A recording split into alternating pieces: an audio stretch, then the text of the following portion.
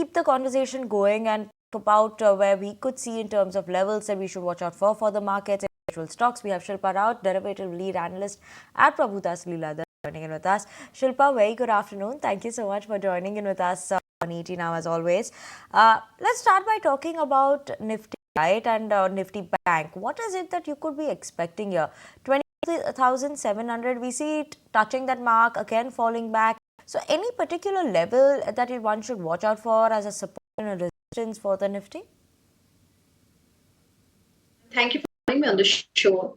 Talking about the indices, we see that there is a resistance around 22,800, and until and unless we breach on the upside from here, we might not see 22,000, 23,200 coming in very easily.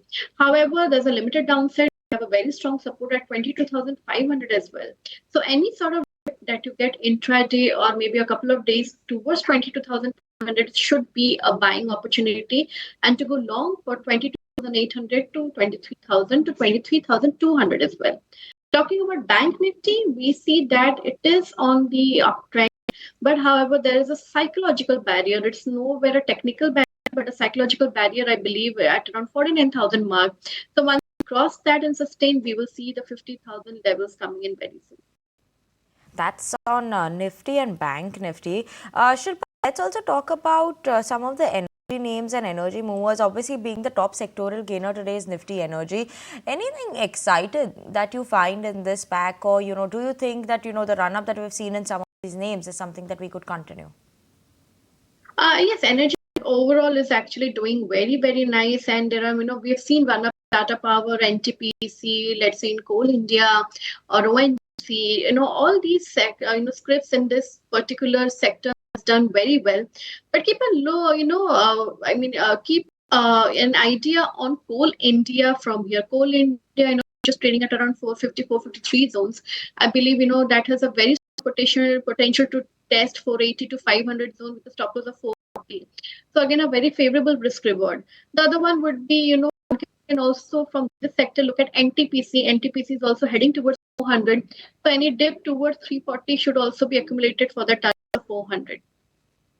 Surely, we'll keep an eye out on that. But what are your thoughts on NMDC and Vedanta right now? Like Anisha was mentioning, that iron ore prices, we analysts are believing that now iron ore prices have bottomed out. So, that positive comes in for these companies. On the charts for something like NMDC, Vedanta, anything exciting that you see for these two stocks?